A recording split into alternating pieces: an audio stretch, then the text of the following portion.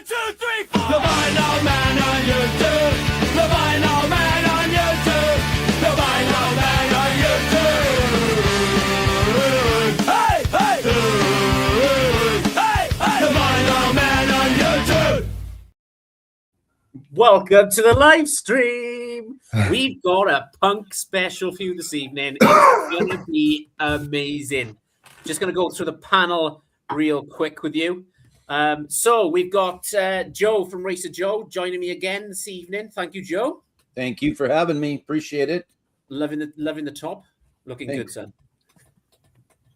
Ian from Cardiff. Thank you for joining me again, Ian. When I realised I wanted to do a punk episode, I couldn't really leave you out. You're my Instagram guy on Instagram when it comes to punk and discovering new music. So thanks for joining this evening. No, thanks for having me. It's all right, no worries. Okay, the chairman of the VC is joining us tonight, Steve Carlson, who got me originally into punk, believe it or not, from his early morning Sunday show, which we all know about. Thank you, Steve. Yeah, because I am the punkiest looking guy in the VC. There's no doubt. You look at him and go, oh, that guy's totally punk. Glad to be here, Chris, and it is interrupting nap time, but that's okay.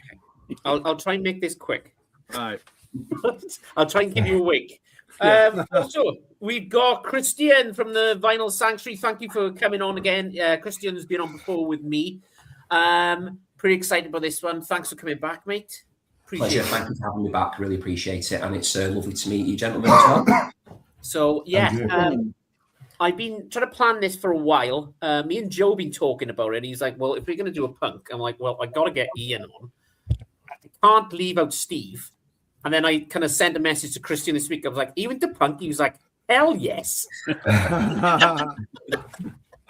So I want to get Christian back on because he's very knowledgeable when it comes to music. So I thought it'd be a cool episode to have him on that kind of situation. But yeah, it's cool. Okay, I'm just going to go through the panel real quick. We're going to have a quick discussion first, see how it goes. We got some records to show you guys. It's going to cost you a fortune. I know it's going to cost me money because I've already got a notepad and pen and I'm ready to go. So, Joe, let's go to you first this evening. Punk music, has it always been there for you from the start, or are you kind of new into it? No, it's always been there. I was born in 65, so, I was 12, 13-ish around when, the bulk of it, I guess, was happening 76, 7, 8, 9, around there. And then it bled in a little bit into the 80s as well. So, I was around for the Ramones, and I was around for, when I was around, I was alive. They were performing. I wasn't around, unfortunately, for the Ramones, but the Sex Pistols, Dead Kennedys, the Yachts. There was so much of that going on. I had a buddy that was really, really into it. I was a little bit more of a headbanger, but you can be a bit of a headbanger and be a punk fan, I think, at the same time. I think they kind of blend well with each other. So Clash, the Clash is my greatest regret ever of missing a concert. I was 14. I was staying at my aunt's house in Calgary.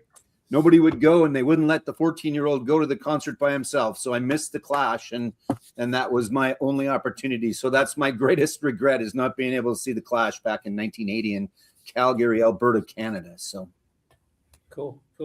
I'm going to go to Steve next, because this is pretty much the whole reason why I started collecting punk music for the last couple of years. If you watch his early morning Sunday show, or any time in the week when he released the video, as you can tell by the T-shirt, I'm kind of going with, was that the band that got you into punk, or was it slightly before then, Steve? Well, I was in college when punk hit big, but I went to college in Middle America. We didn't have a clue about punk. I remember there was two guys down the hall. They were big Elton John fans, but they loved singles. They bring over the single. Hey, listen to this. It's a Sex Pistol single. Isn't that the worst thing you've ever heard, or whatever, and just like, it didn't mean anything to me. But in 82, when I was now working, there was an assistant manager. We were two assistant managers. He came over to look at my record collection. He liked records. He goes, oh man, your collection sucks. Well, that's awesome. Thank you. So he goes, I'm going to get you something. And he went back to his house and he brought over the Cramps, the songs the Lord taught us, the Clash, London Calling, the Stiff Little Fingers, and the Sex Pistols.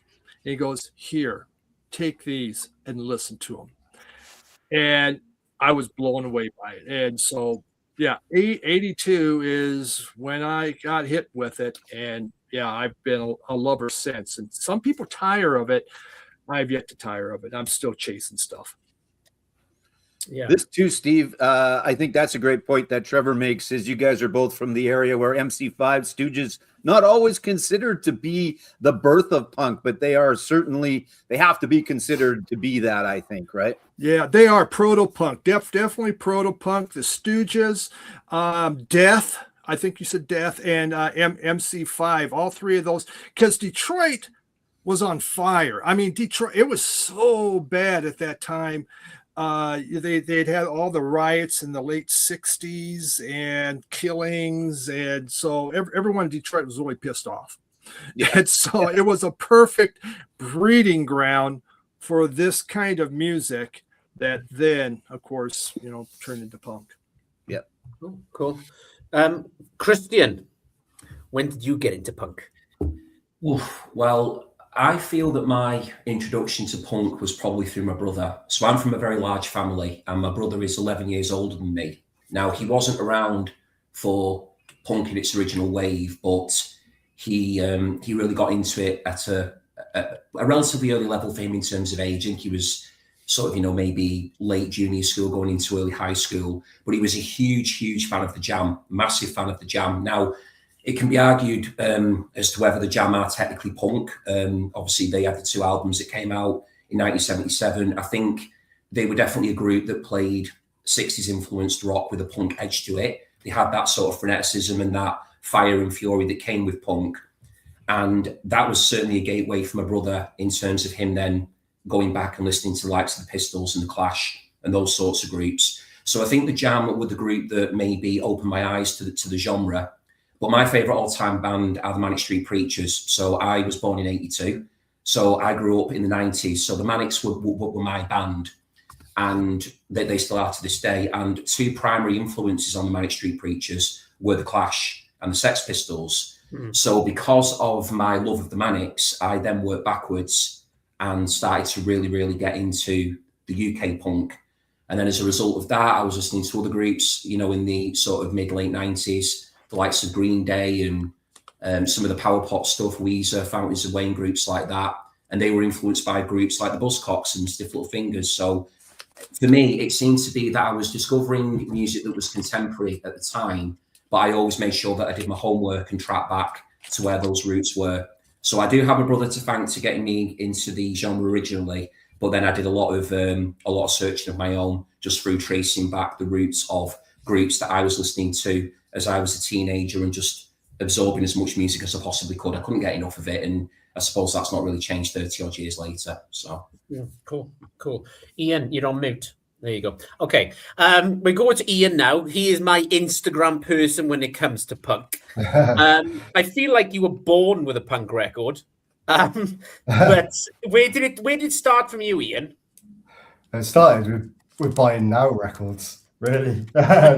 So yeah, for those who don't know, in the UK we get like the hits of that year or of that part of the year called like Now 47 or Now 48, and it'll have the biggest hits of that time put in a compilation CD. So I was getting that. I was just like listening to the radio, getting those.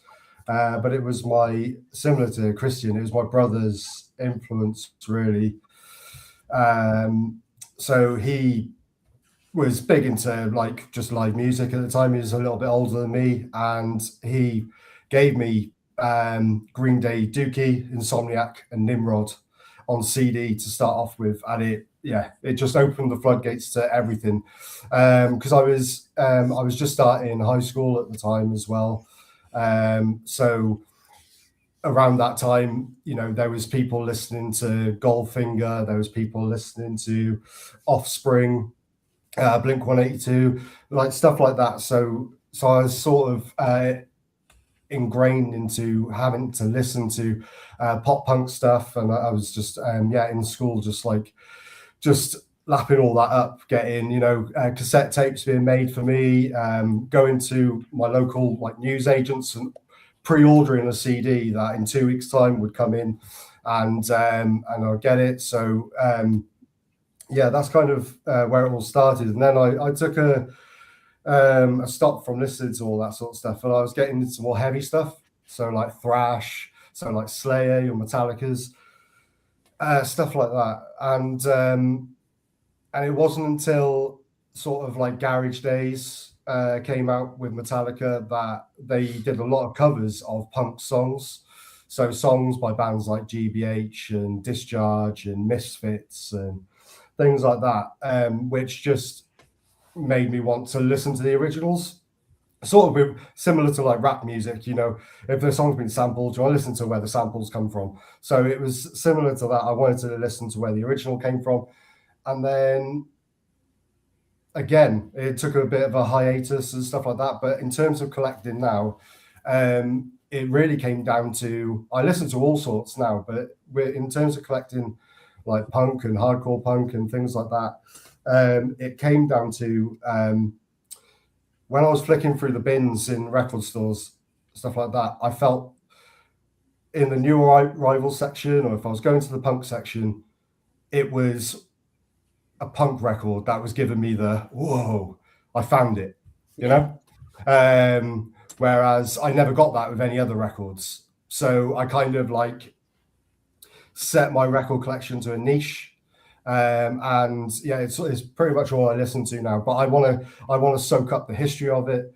I know I've read countless books on different bands. The whole DIY aspect of like how the hardcore scene in the early 80s absolutely fascinates me. I love watching stuff about it. I just think everything about it is just perfect for how I want to digest my music going forward. And like you said, it's but I ended up choosing a genre of music and going down a rabbit hole of wanting to get like the pressings from that time or the earliest I can from that time, and it does cost money. And apart from probably jazz, it's one of probably the most expensive genres of record collecting to get. But being in Wales, it doesn't come by that often. You find it every so often. But I'm lucky, and like Chris, if you venture down this way, you'll sort of know that we've just got like a weird like punk scene in Wales. It was quite big in the 80s, like especially in Newport. Newport had like a really good like vibrant punk scene where a lot of bands were coming down to play. So obviously, if you think of TJs, you think of like Nirvana playing TJs in Newport, but a lot of punk bands played Newport at that time in TJs. So a lot of local bands were learning from them and supporting them on their tours, because they didn't have enough money to bring their own support acts, so they would get local bands to support them at the time. So Wales, like Cardiff, for instance, is just it's got such a ripe history for that sort of scene. So it's fascinating. It's something I look at something about it every day, and it's just it's just a fascinating thing for me. Yeah, that's why, basically. That's my long answer. I'm often sending messages to Steve and to Ian. This is for you two. Kind of, what do you think of this? What do you think of that? Where would you start with this? Where would you start with that? And it gets to the stage, I think, where Steve just goes, "Yes, Chris."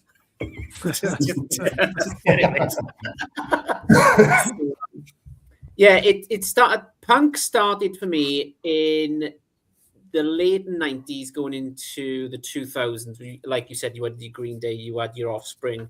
That was kind of my punk era. But now, thanks to certain people on YouTube, I am discovering bands like what Joe is wearing at the moment. I'm on an absolute massive kick with them. I've even been picking up live albums, which I've kind of taken a risk on. They've turned out amazing. Yeah. There'll be a video coming soon. Recent pickups. I was counting them tonight. I think I got 15 to 20 I've picked up in the last month. But I've enjoyed it, going to record shop, picking them up. And I find myself walking in there now and going, I just say to the guy, "Where's the punk?" Just going straight for the punk.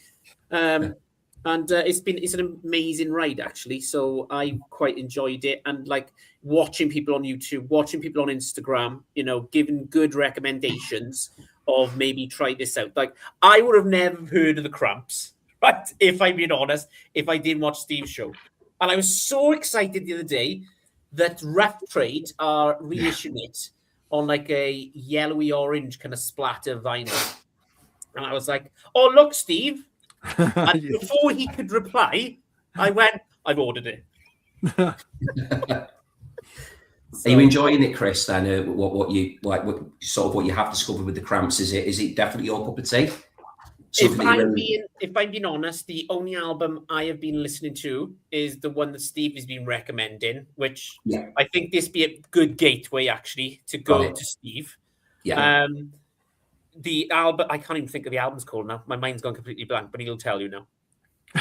Well, it's right back there. It's bad music for bad people. I never put it away. It's like, you could say it's the greatest hits, but it's only after one album and one EP. Then they put this out with everything put together on there. But yeah, that is that early Cramps was the psychobilly. Then they went into what I call sexobilly because it came a lot more about sex than creatures or whatever. So they kind of changed. But I do have their complete discography, but their live stuff, there's no way you can keep up with it, and some of it's really bad. So you got to pick and choose through the Cramps with that. Wow. Cool. Steve, do you want to tell the story how you convinced a record store owner to give you one of the copies that you've been searching for ages? Yeah, well, actually it was bad music for bad people. I had been looking at forever. I was at a record show and I was looking for it, couldn't find it. It was in Denver. And as I'm walking out there, suddenly it was like, oh my God, that's it. And I got so excited. I went and I bought it. I didn't even look at it. I just, that's it. And I bring it home. It was a freaking bootleg. A bootleg. And so I was like, oh God, So after having, talking to psychologists for about 3-4 months, and I got over it. But I went to this other record store where I had filmed twice in there. And so I knew the guy and he knew me. And he had this glass case where he has all his good stuff, and right there in front is this bad music for bad people. And I pretty much pissed my pants right there. I go, oh my God, is that an original? Looks interior was like that, Steve. I think I'm old. It's common for us old people.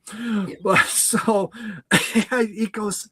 And so I take it out, and I'm just, it's glowing, there's like rays coming out of this thing. Angels are singing to me.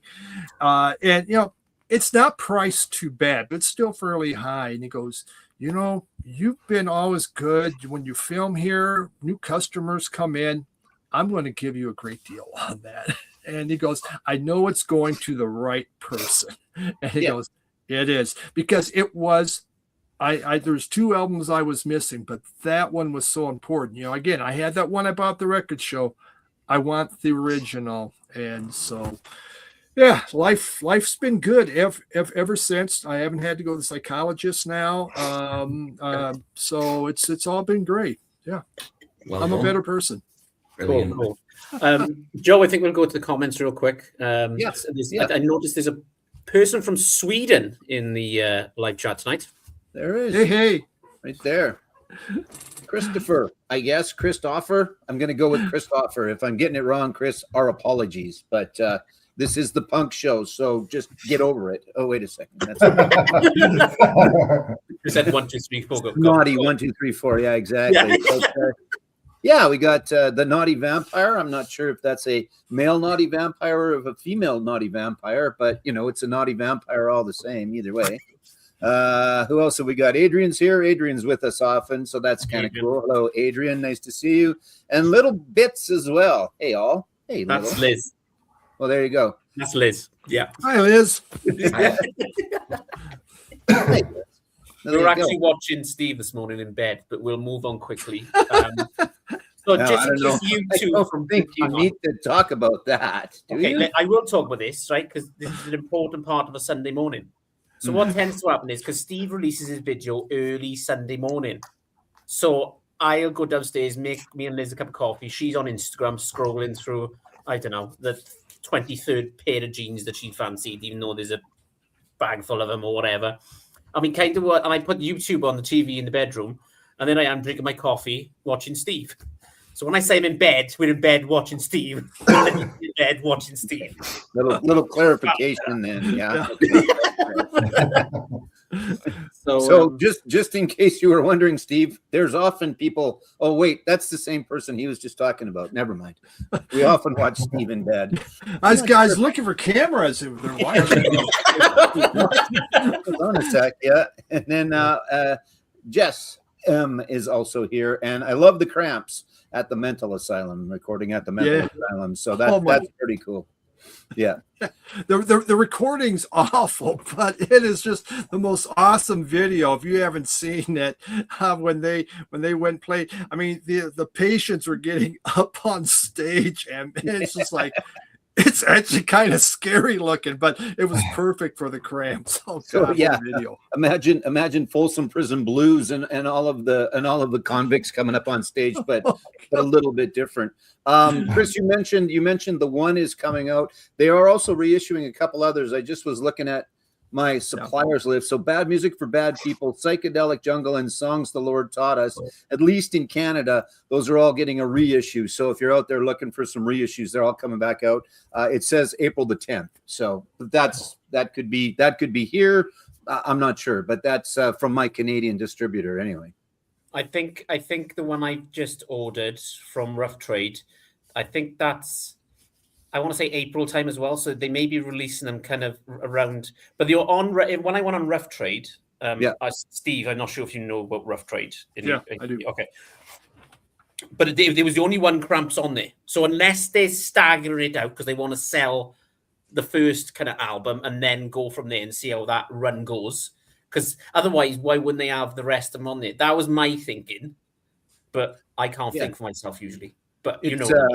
Yeah, the label's Hippo Records, and again, according to my supplier, there's the three of them on April the 10th. So, and they're actually pretty reasonably priced. They're not going to be, I mean, they're $26 Canadian cost. So for me, that'd probably be like $38, $39 Canadian. So everybody else can do the math, their own math there, because I don't do that. I do other things on this stream. I don't do the math though. So yeah, so Liz is just confirming what I just said. We do watch that. Okay, I feel like, Joe, we need to move on. Right. Yeah. Are we moving? Where are we moving on to? I don't know. Wait, to so okay. Can I just talk about live concerts when it comes to punk? Ian, I bet you've been to a live concert with punk, mate. There's been quite a few. I've got a poster on the wall up here, which was from last year, which was like, it was a crazy bill. So they came to Bristol, did a UK tour, but it was headlined by the Descendants and then supported by Circle Jerks and Negative Approach. And Negative Approach are my favorite. Like that Seven by them is just incredible. But just seeing like John Brannon live, like at his age now as well, and they've been around for so long, but he's still incredible. Like the band was incredible, but like Circle Jerks are incredible. I mean, you know, Keith Morris is like the lead singer. I think he's just turned 70. I think he's past 70 now, but he's amazing. Like one of the absolute godfathers of hardcore. And then Descendants, one of my all-time favorites. just stealing the show. But that was an incredible night. Wasn't something that I was expecting really to see so close to home. So that was amazing. But yeah, there's been a lot of like local stuff. So in Newport, which I mentioned earlier about like the scene there was really good. There's actually a punk only venue called the Cab, which is a really small room. Like it probably fits 150 like sardines, and a lot of the time they, every so often they'll get like a really established band. So Cro-Mags are playing later this year. Also Agnostic Front are playing later this year. DRI are playing later this year. So like all these crossover bands, all these like OG hardcore punk bands are all playing Newport, and it's just got a really good reputation because that's the only place they're playing, like in Wales, basically. So a lot of those I'll be heading to, but it's a bit lively in there because you still get the people doing the whole like kung fu kicks and the elbows and stuff like that around. But if you're not into that and you're a little bit too old, you stick to the sides. I hope there's less spitting than there used to be. Now, I was never at a show where there was, but I hope that isn't something that has moved forward. I hope. No, it's but it's not that I've ever experienced like in the last few years that I've been going. But no, it's pretty good now. apart from the flying elbows. But yeah. That's okay. I'll take a flying elbow versus getting spit on. That's for sure. Absolutely. I second absolutely, that. Yeah. We'll stay British. And Christian, have you been into any concerts when it comes to punk?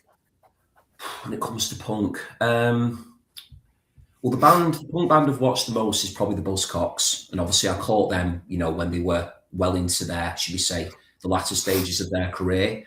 Obviously being where I'm from in this part of the world, I'm located between Liverpool and Manchester, with my leanings being towards, very much Manchester, and with the Buzzcocks being a local group. I have managed to see them quite a number of times. A very memorable time I watched them, they had The Fall supporting them. The Fall are another band who I love a lot, post-punk group. And then growing up, I suppose, like I said earlier, in the 90s, I did see Blink-182 one year. I think that was at Leeds Festival. I think I saw them. Might have been 2000 maybe. So I was about 18. Saw like a couple of the grunge groups back in the day as well, who were obviously taking their cues from punk. Bands like Pixies, for instance. I know I'm supposed to be keeping to the UK, but being influenced by groups like Husker Du and that hardcore movement. So I think, because of my age, I've seen more groups who have been influenced by punk as opposed to seeing the punks themselves, just through age more than anything. But those memories of watching Buzzcocks in particular will always stay with me, because they always sounded fantastic live. And I've always just been a huge fan of Pete Shelley's songwriting. Beautiful melodies with very romantic lyrics. They were never political in that way, in terms of their approach to punk with the Buzzcocks, but they would always be able to deliver a killer riff with wonderful choruses, beautiful song structures. So I do have a real soft spot for Buzzcocks. Yeah. Cool. Joe, I bet you've been to a few in your day. Well, yeah, no, I have, I guess. Just a couple quick ones out of the comments. Trevor with Negative Approach. Trevor's probably seen some shows as well. Trevor likes to bang his head, but I'm sure he also likes to punk rock a little bit as well. And then we've got Warp Dog with us as well, who has been on from time to time, but nice to see you. And then I like this one from Jess, 70-year-old punks, less spitting, more drooling. Depends on the time of the show. I don't know if there's matinee punk shows or not, but anyway. Yeah, I have. I saw a couple of years ago, we were at Ottawa Blues Fest, if you can imagine or not. And there's a band out of Toronto in Canada called Pup that are pretty heavy, pretty decent, very good. And then Billy Talent is another band that has some critical acclaim elsewhere, and is on we've already talked about it. There are a lot of shoots off of punk. There's the traditional stuff, there's the hardcore stuff, there's the modern power poppy punk or whatever, the Green Days, the Blink 182s. There's a lot of that. So yeah, so I saw those two, and then I saw, and I mean, it's weird because you're at a punk show, but you're also at a punk show with 30,000 other people at a baseball stadium because it's Green Day. So it's still a punk show, but it's not the same as in that small club, right? Like that's, I think, where I think most of us think about punk shows. But again, arguably whether Green Day is or isn't, and I think that they are. You know, I saw them, and then Rancid was also one of the openers for them. So that was a fantastic show. Smashing Pumpkins, which don't really fall into the category, but they kind of fit the bill. So yeah, a few along the lines, but none of the good stuff, I think, like some of the others. And I'm not sure some of the stuff that Steve's been to, specifically some of the shows, but because you obviously had more opportunity. There wasn't a big punk community in Regina and Saskatoon, Saskatchewan, Canada. We like our punk up here, but there wasn't that big of a community, or maybe I didn't just go that often, but you had much more opportunity in the venues that you would have had around, I think, right? Well, Joe, I'm going to hate to disappoint you on that. I've never been to a punk show. Well, there you go. There you go. We lived, I mean, my jobs kept me moving, and we generally were a couple hours from the nearest big city where something might come in, where I was at, they're more apt to be a polka show or a country western show. That's here too. Yeah. So exciting stuff like that. And I never had anybody to go with. I mean, nobody. I've never had, in fact, in all my travels, generally, there's been no other record collectors that I've ever known. And so it'd just be going solo, telling my wife, hey, take care of the kids. I'm going up 2 hours and then come back. So no, I never have, but I've watched the videos on YouTube, and I enjoy that, if that counts. I play it loud. Yeah, that's fair. That's fair. Okay. Yeah, Joanne was at the Blues Fest, and she did pretty good. The pit wasn't right by us, but it was fairly close. We got jostled a little bit. She bailed after the first one, though, but she hung in there so she can officially say she was at a full-blown punk show. The one in Toronto, she was at Green Day as well. But yeah, it's like I said, I think there are many different styles of punk, and I think we've already established that. And whether you feel they are or they aren't, it doesn't matter what someone else thinks. If you think they're punk and you like it, then what the heck's the difference? So that's Joe saying, I don't really care about your opinion. This is what No, that's not it. No, I don't not care about your opinion, but nobody's wrong if they think something is a specific genre. So there you go. Trevor, again, as a metalhead, a self-professed metalhead, I think it's safe to say, leans into the hardcores. And then Alex is with us from Veer and Vinyl. Good day, sir. Not punk, but maybe punk adjacent. Sure. Picked up Lords of the New Church. There are those certain genres, and I think punk is definitely one of them, Chris, where there have been so many, again, different versions, but then there's been this offshoot, which then turned into this and turned into that, because it's been around for a long time, right? That's the thing. New Wave was after that, and there was so much after that. There was rock, and then there was pop all the way along, and then punk came around in the 70s, and disco lived and disco died, but punk is still alive. So yeah, absolutely. I've been to quite a few shows, if I'm being honest. Since I was about 16, I think me and the boys used to go together. So I've seen bands like Blink 182, I've seen Green Day, I've seen Offspring. There's been quite local ones in Cardiff. There's a club. Ian, you're gonna have to help me up here. My mind's gone blank. Something Bach. What's that? Club Evil Bach. Yes, it's a small venue, very, very small venue. It's like walking into a school hall. Wow. It's kind of that big, and you can taste the sweat when you walk in. It's kind of that situation. You think, yes, let's go to the bar. And you know what? To be honest, that's probably the main reason why Joanne left close to the stage, was just the smell of all the teenage and 20-something old boys and their acts. She just got the hell out of there. She didn't mind the the jostling part, but it was the scent. And she lives with me, so there you go. Yeah. There's a part of the show we started doing last week that I want to continue doing, and it's the section. It's all down to Joe. So here we go.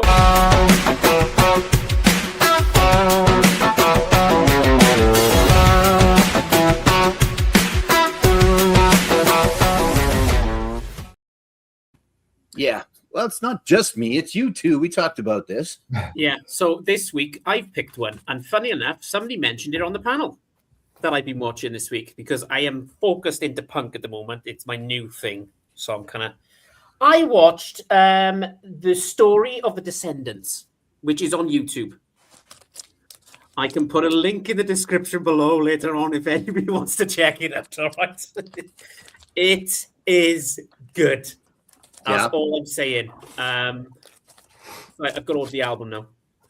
There it is. There's a nice original. Oh, wow. It is. Very nice. You got it as well there, Ian. This one's not an original though. This is SST. Wow. But it's still That's awesome. You both got that. That's what it looks like. That's the documentary right there. Yeah, I'll check that out, Chris, definitely. Yeah. Cool. I just thought I'd mention it being used on the punk, and I said to Joe this week, I was like, do you want to do a documentary? Because I just watched The Descendants. He was like, hell no, you do it this week. I'm not going to be. Well, I mean, there's the classic, the fall of Western civilization, right? The Penelope Spheris one. That's obviously something that a person has to watch. And then there's movies, not so much documentaries. There's the CBGB movie, which is pretty good. Alan Rickman plays the gentleman that was the owner, whose name escapes me at the moment, but I'm sure I will be told momentarily somewhere in the comments. That one's pretty good. There's an older movie called Times Square, which has a little bit of punk leanings to it as well. Let me see here quick. This one. It's got the Ramones, and it's got the Pretenders are on here. Who's it got? It's got Lou Reed on here, Roxy Music, Gary Newman. It's pretty good. And then of course there's Sid and Nancy, good old Sid, and then and of course that whole movie, which was actually pretty well done. Gary Oldman is just unbelievable. Gary Oldman continues to be unbelievable. So there's some good punk-based movies, and then there's lots of great punk-based documentaries. But the the decline of Western civilization is certainly one to watch because it's more about the old school. I think if you if you looked up punk in the dictionary, it might be a picture from that movie in it. It's more the traditional, hey, this is what punk was. And now there's so many different ways to get there. But cool. I'll be right back, Chris. I got stuff out. Just a second. Yeah, just going to say, Chris, I'm really, really pleased there that Joe showed Times Square because wherever I possibly can, I always get in my love for the Manic Street Preachers. I know I did a little earlier, but there's actually a song that's performed in Times Square called Damn Dog by the band that are in the film. The Manics actually covered that song on their debut album, Generation Terrorist. So that was nice to see Joe talking about Times Square. And I know that Jesse, who's tuning into us, I believe at the moment or was earlier, he's a huge fan of that film as well. Yeah, it's good. Like there's a little bit of everything on here, but it is it leans towards, and it was the first time that I ever heard the Ramones sedated, which was strange. And if it's a gatefold, you have to show it. I don't know what I just dropped, but anyway, I'm in the album. But anyway, it's good. I watched it a while ago. I don't know that it held up. Sorry, as I bend over here, I think it held up. I'm not positive of that though, but. Definitely worth a watch. So. Yeah, I haven't watched it in years. It was a film I saw again because anything at the time that the Manics were sort of referencing or name dropping, films like Rumblefish and stuff like that they were a huge fan of. Motorcycle Emptiness was based on Rumblefish, and I think that was because one of the reasons they became such an important band for me, because a lot of the literary references, cinematic references, and then the punk references, just to keep it on topic tonight with the Pistols and the Clash. I think the Manics just opened my eyes to so many things. And what I also found interesting before was when Ian was talking about the Newport scene. I wonder if the Manics were maybe a part of that, because obviously they were touring around in the late 80s before they sort of broke through in the early 90s. It did make me think when Ian was discussing that scene that maybe the Manics were, because they're based in Blackwood. Now, my Welsh geography isn't great, so I'm not sure where in proximity that would be, Ian, to where you were talking about earlier. But I immediately thought maybe the Manics did have a slight involvement in that scene, perhaps, do you think? Or do you know that from your own research, actually? Yeah, possibly. I mean, obviously that whole Cool Cymru scene that they're a part of with, Stereophonics, Super Free Animals, stuff like that. But obviously Manics, they've always been that sort of band for me that they were always a little bit away from the Stereophonics and Super Free Animals, because they were doing more edgy stuff. Yeah. You know, they were always like, you know, sort of fighting against the system and things like that. But yeah, in terms of Blackwood, you've got like Cardiff, you've got Blackwood, Newport. Got it. Right. Okay. Just the opposite way, but not by a terrible amount. Right. But Okay.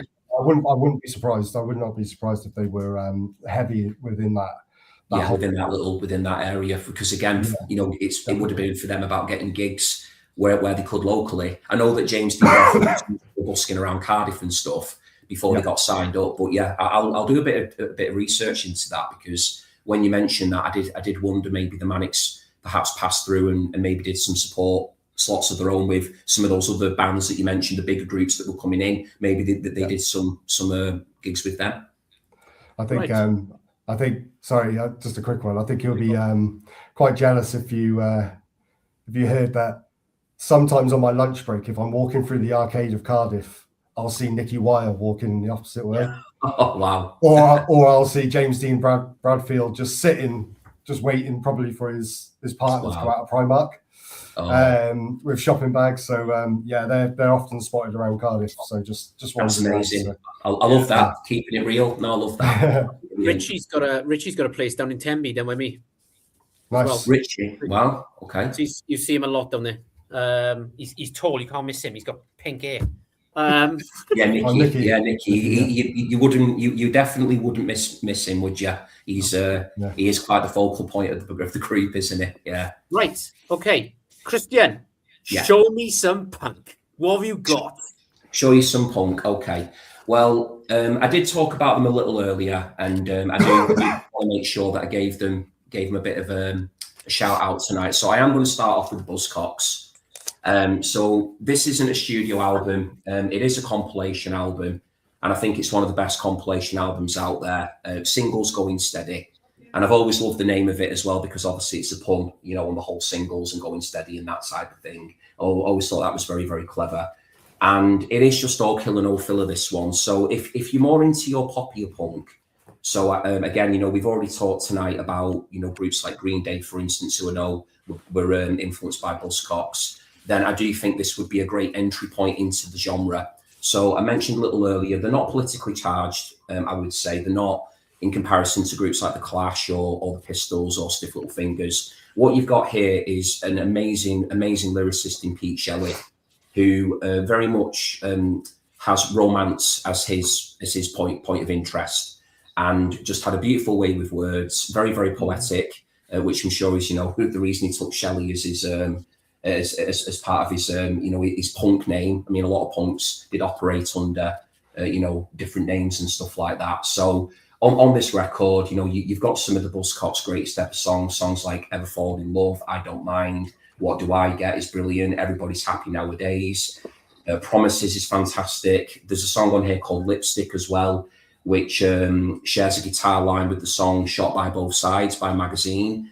The reason being is that Howard Devoto, who went on to form Magazine, was originally in the Buzzcocks, and the pair of them couldn't actually decide who wrote that guitar line. So Pete used it in his song Lipstick, and Howard used it in his song Shot by Both Sides. But yeah, this for me is just a great place to start with punk, in terms of you've got banger after banger. It's very, very short, it's sharp, it's to the point, and it's going to be maybe that entry point that you need, where maybe for people who might not quite vibe with the political side of the genre, you can just experience it in a way where, if you want to hear very, very bittersweet love songs, you are not going to go wrong listening to the Buzzcocks. So that's my first shout of the evening. Cool. I can see Steve taking notes already. There's a good album. Any Buzzcocks you should have in your collection. It's a great album. It's an essential one for me, that, Steve. As I say, I know it's a compilation, and I would highly recommend Buzzcocks studio albums, but I just think if you want to distill everything that was brilliant about the Buzzcocks in terms of what made them so special, so unique, I just think Singles Going Steady is where you need to go. And I think it's pretty easy to pick up as well. I think. I don't think it's too rare. Naughty Vampire. Great album, Christian. Singles Going Steady. Yeah, that's the one. It's a great album. Yeah. Cool. Cheers, right. Naughty. we'll keep things rocking and rolling. I think I'll go right, Joe. You're gonna have to keep track of this, right? Because we're all over the shop. I'm gonna go to Steve next. Steve, come on, mate. What we got? Well, first off, I want to show a CD box set, but this is the greatest for punk. This is from Rhino. No thanks, the 70s punk rebellion. And this thing, I mean, I chased so many albums because of this Rhino box set. It was mind-blowing, the groups that are on here. And, you know, there's just a lot of punk groups that I did not know. Now, it is more 70s. They did come out with another one called Left of the Dial that deals with the 80s. That is just absolutely awesome, too. But this was great. But as far as vinyl, one of my top 10 favorite albums of all time. This is all time. It is the Sex Pistols. I mean, I mean, it's just powerful to me. I still, when I put that on in the car and someone's going by me, they're obviously they think I'm having some kind of fit or something, because I mean, it's an adrenaline rush type album. I could see why people were excited. And, you know, I have a lot of people on my channel, they'll comment, yeah, I was at one of those Sex Pistols shows. Oh my God. And, you know, I thought nobody ever really went to them. I don't know, but this is, to me, it just, I'm excited every time I put it on. I know it's just like, you know, okay, it's not that uncommon. This is a nice Japanese press I was able to get. But I think I have 3-4 copies, different copies of this album, because it's a favorite. And the nice thing is with the Sex Pistols is you can get into the Sex Pistols and it doesn't cost you an arm and a leg. There's only 2 or 3 other than all the bootlegs and all the rest of it. There's only a couple out there to collect, so it makes it a little easier. You know, before we move on, hold on, wait a sec. How about this for Steve?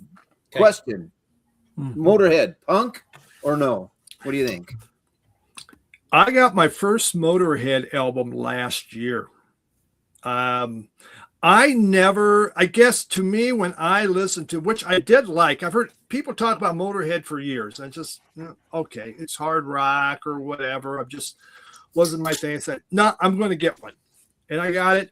And I absolutely loved it, but I didn't think of it as punk. I just thought of that as just a hard rock and hard charging group that could take, you know, that just had power. Yeah. Found it very enjoyable. But I think in a lot of ways it was quite thrash influence, really, Motorhead. And I would recommend a live album to you, Steve, No Sleep Till Hammersmith. That's a fantastic live album. Yeah, a brilliant album, that. And yeah, I think it is a tricky one, like to say, were they punk? I think there's maybe elements in there, but I think with Motorhead, as you say, Steve, there's a lot going on, hard rock, bit of blues, even a bit of like sort of pub rock in there as well. But because it's played at such a frenetic pace, I think that injects the punk spirit into it, just because it's so fast. It's just played just relentless, isn't it? And I think whenever you've got anything that's pretty charged up sonically, it is more often than not going to have a familiarity with punk because of the speed more than anything. Yeah. Good point. So obviously Trevor's saying here Motorhead were the first crossover band. I think that's a fair point. Definitely, yeah, definitely crossover. I mean, you have metalheads who love them, punks were into them, people into thrash, hardcore, blues. I think they just covered the whole gamut, really. And because of Lemmy's history with having been, you know, involved in the prog world with Hawkwind and stuff, you even had a few of the proggers who were maybe more open to the heavier stuff getting into Motorhead as well because of Lemmy's origins. So yeah, they definitely brought a lot of different people together. And as Joe was saying earlier, the thing with punk is you've got so much cross-pollination with loads of different genres all overlapping with each other, and then lots of other genres then being birthed as a result of punk. A lot of the time you can trace it back to punk, just like ultimately you can trace everything back to blues, I suppose, but you get all these different things coming off. Oh, I've seen, Chris, you've got to show that, Chris, you've got to show that. Yeah, I remember this from the first live stream I did with you. Amazing. Steve mentioned this album, so I just thought, well, I thought in my mind nobody's going to pick it. I was like, it's too obvious. But then I thought, well, everybody's going to pick this. It's the Sex Pistols. This is the Rhino limited edition release that they did October time, I want to say. So there's the front, there's the back, there's the inside. That's nice. This Stunning. was out of 5,000, I got 3,619. If anybody actually gives a shit, so We do. I'll just show the inside because Rhino are really good at these kind of packages. So we got there. I'll show the inside. So Is that Sex Pistols in high fidelity? yeah. Because that kind of defeats the whole purpose of the Sex Pistols. Joe, what did I say to you a few weeks ago? Didn't I say to you this is a bit pointless? Yeah, it is a little bit. Yeah, exactly. You gotta have that as a beat up version, playable but beat up version.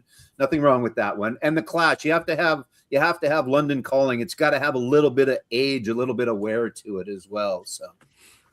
Yeah. Right. Okay. I think Joe, we'll go to you next, mate. What I will say though, I will pick up a beat up copy of the Sex Pistols just to compare the sound, just to see which one is better. And I've got a feeling it's going to be the more raw one, if I be honest, because this has been tuned to sound not like the Sex Pistols. That makes sense.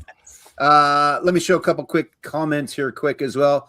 Disagreeing with me, CBGB is not a great movie. I thought it was okay. I enjoyed it. And Hilly Castell, that is the name, saw Patti Smith at CBGB, so maybe a much more proper person to rate the movie. It was a little clean for a punk movie that we saw already. Jesse, not a very good movie. So much for my review of movies. That's cool though. Someone again. Christian, a great choice. Love the Cramps t-shirt. We talked about that one. And this one, we'll talk about that. Did Nirvana take Nevermind as the inspiration for the song Nevermind? We'll talk about that as well. So there's a couple of the comments. Christian, go ahead. You were going to say something. No, I was just saying that was an interesting comment there with the whole Nevermind. With Nevermind, I'd never made that connection before, that maybe Nevermind had come from Nevermind the Bollocks. Maybe not. I don't know. Could have been. Could have been. Yeah. Maybe. Yeah. I think that Pistols album is one you will find in a collection. It's like AC/DC at a party, at least back in the 70s. There was a bunch of people that didn't like them and a bunch of people that did like them, but they always got played at a party and everybody kind of enjoyed it. I think that Pistols album is one that is pretty much in most collections, maybe not everywhere. So I mentioned earlier that there is not a bend over here, that there's not a big punk scene in Canada. There are some classics, though. There are some good ones.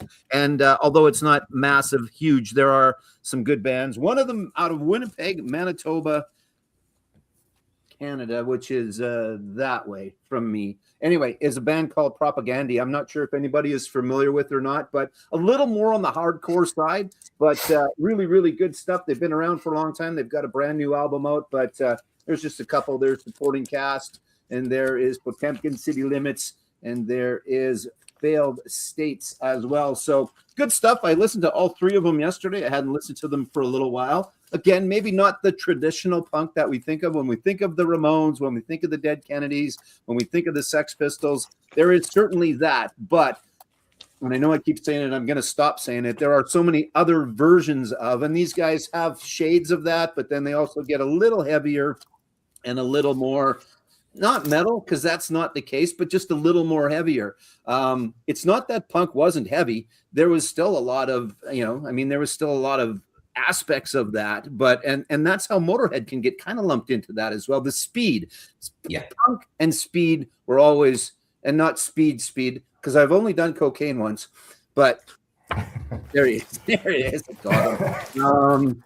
But I mean, I think that is a deciding factor of whether it's punk or not, and that's not necessarily the case. But there are lots of different kinds. Okay, Chris, there you go. I got my cocaine reference in for you, buddy. Fantastic. It was a good, when you said, punk with speed, Yeah, especially when the 80s hit. I mean, they really began to rev it up. In the 70s, it just, really, if you listen to Sex Pistols, it's not necessarily super fast, but just the American scene really, and maybe it was all the cocaine they were taking. I don't know that, we stopped the heroin because heroin kind of slows everything down. Let's just speed it up. There's some amphetamines or whatever. And it did wonders for the Velvet Underground. It did. It certainly did. Yeah. I think it's all relative as well, Steve. I mean, it's a really good point that, because I suppose that when the Ramones and the Pistols and groups like that came around in the first wave, then comparatively they were playing a lot faster than the groups that they were rebelling against.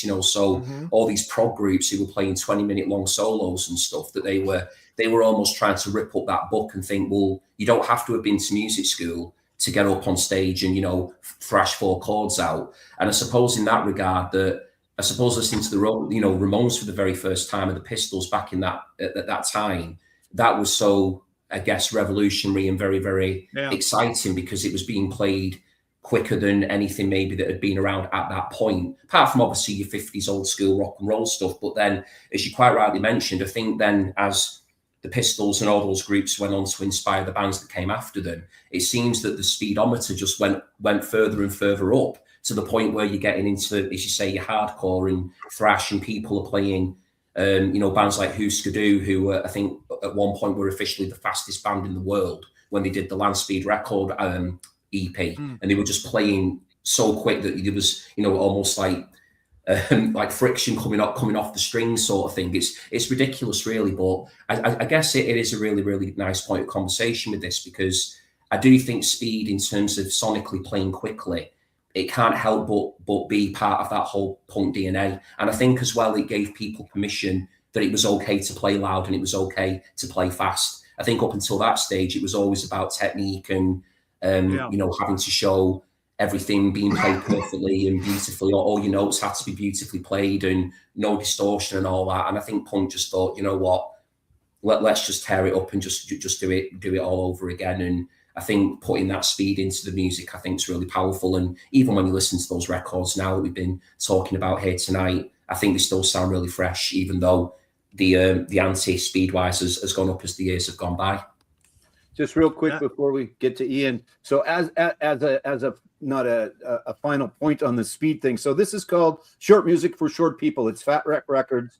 It is 101 songs on one album, and it's not a Patel album, but they're all 30 seconds. So it's 101 different bands playing 30-second songs. Now, obviously, they're not the full songs, but it's all punk. It's Blink-182.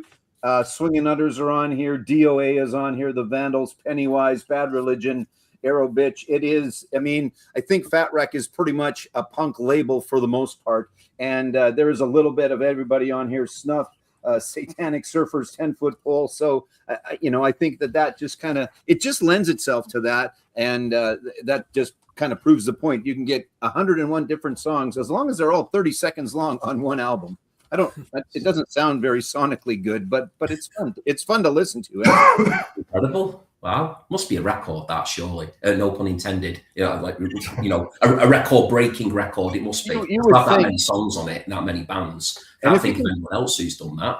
If you can find it, it's pretty cool, too. It's got a whole booklet. It's got all the bands, and it's got a whole bunch of old posters and things like, there we go. It's got old posters and things like that. So there you go.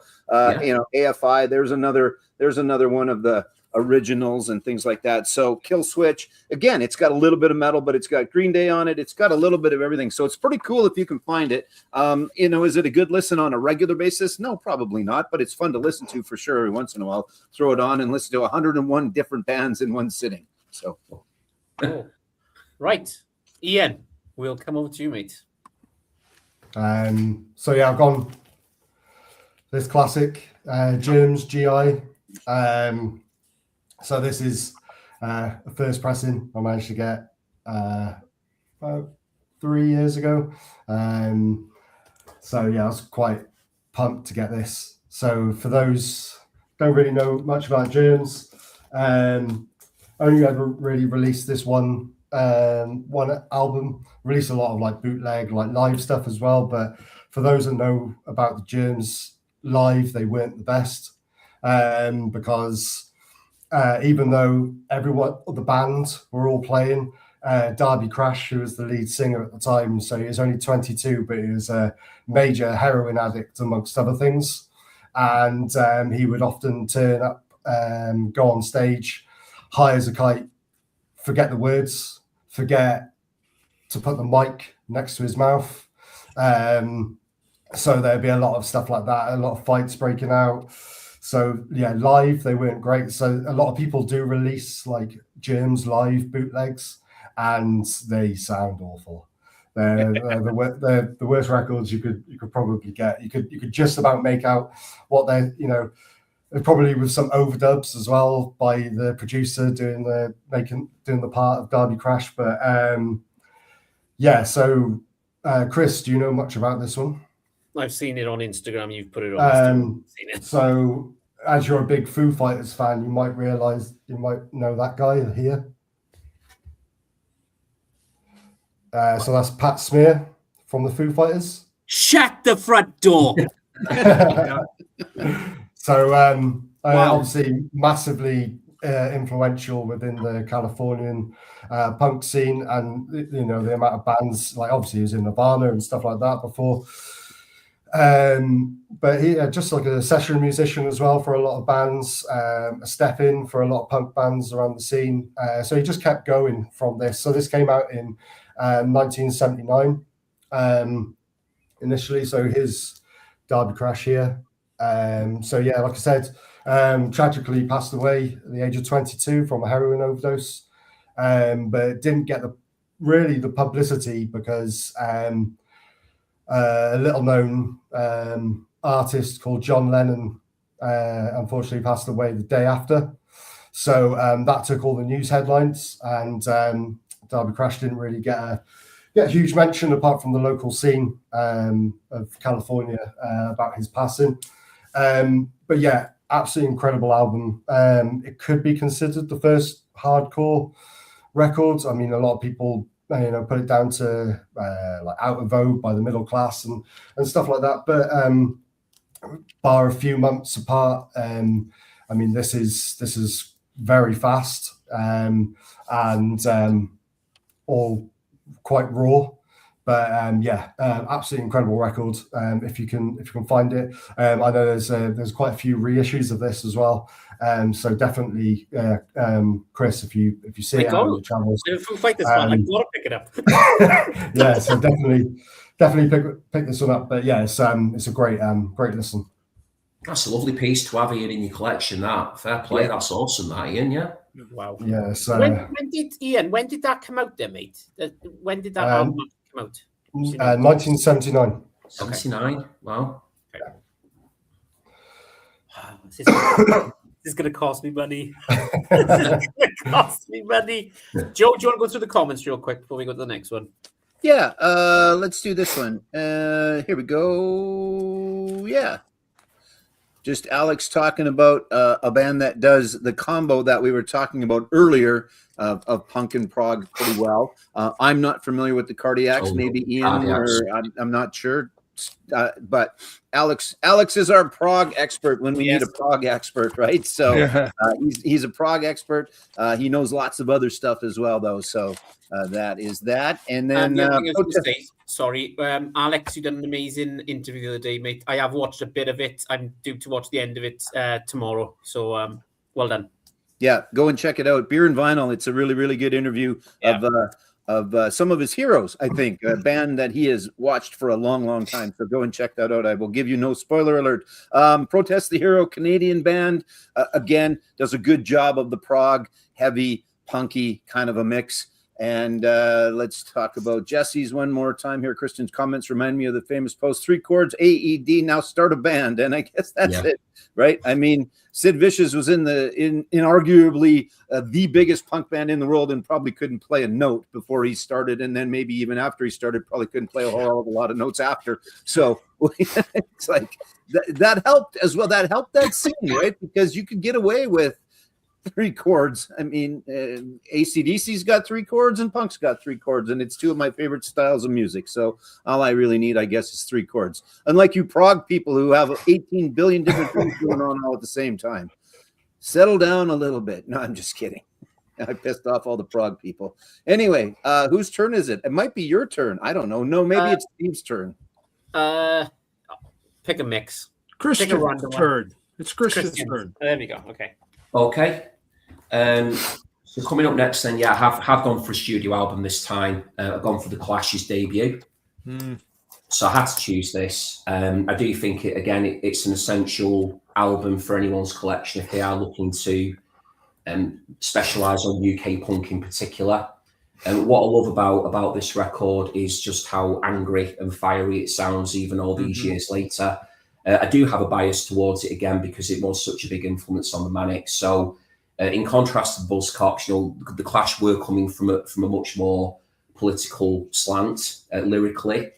Certainly in Joe Strummer, they had a performer who arguably, along with Johnny Rotten, did become almost like the spokesperson for the punk generation. There may be people that disagree with that or have their own take on that, but I would say that Strummer and Rotten were definitely the forefront in terms of their lyrical output.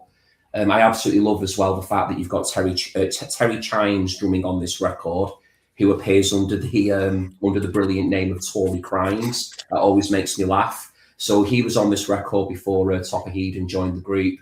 And then, of course, you've got Paul Simon on the bass, brilliant player who only went on to get better and better as the Clash progressed through their career. And then you've got the one and only Mick Jones on guitar and vocals as well with Joe. So some of my favourite songs on here, you've got Janie Jones on here, which is one of the greatest opening tracks ever. Remote Control is fantastic. I'm So Bored with the USA is a great song. It's got White Riot on here as well. It's also got a bit of, I suppose, fame or notoriety because it does have a version of Police and Thieves on here, the Junior Mervyn song, which showed from the early outset that the Clash had a bit of a reggae influence going on in their grooves right from the start, and they went on to explore the reggae side and many other genres as their career continued to progress.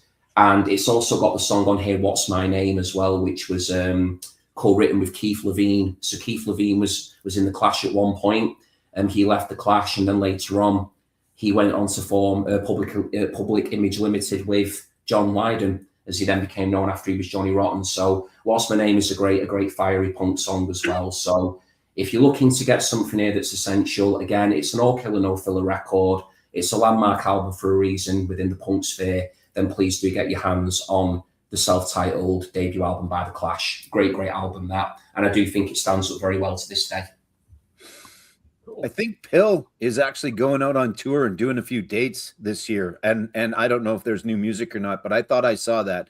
I could stand to be corrected yet again because I never profess to know everything that I say. I only say things.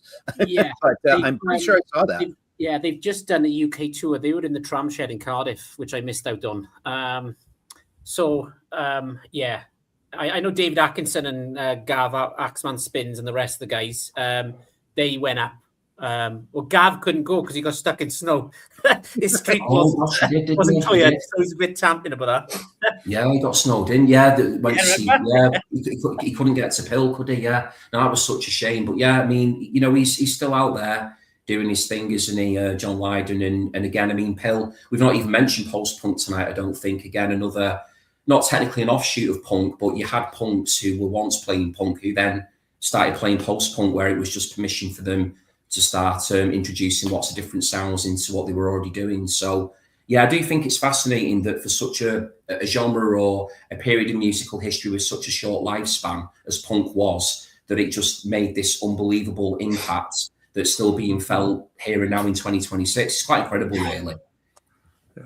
I think it's a bit ironic, or possibly the least punk excuse for not making a show is I was stuck in a snowstorm. That might be the least punk excuse I think ever. I could be wrong, maybe not, but he wasn't happy at all. I felt really sorry for Gav. He was gutted, wasn't he? It was really bad snow. Yeah, David went up on his own. Now, when we say snow, obviously, Joe, we don't live in Canada, mate. Right? Yeah. So it's not on the same level. No. Yeah, whatever. It was a Quick, smatter in the snow compared to Canada, I think. Yeah, but yeah, exactly. Jesse's got to go, but Ace, thanks for coming, and wanted to mention the Ruts. And yes, that's a band that I am a little familiar with, not crazy familiar with, but the Ruts. And again, Ian and or our good friend with the Cramps t-shirt might be able to talk a little bit to the Ruts as well, possibly, I think. So I actually don't have any Ruts. I'm sorry, Jesse. Same, yeah. I hang my head. Yeah. I hang my head in shame.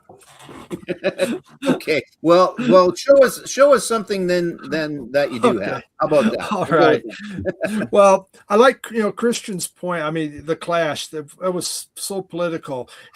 And podcasts I do with my buddy Jim Gleason. A couple weeks ago, we did a thing, U.S. versus U.K. punk in the 70s. I'm very much a U.K. punk because of the political aspects of it. I mean, and a lot of the U.S. punk wasn't, hey ho, let's go. But come the 80s, we elected Ronald Reagan, and it allowed us to really go political within the U.S. and the Dead Kennedys.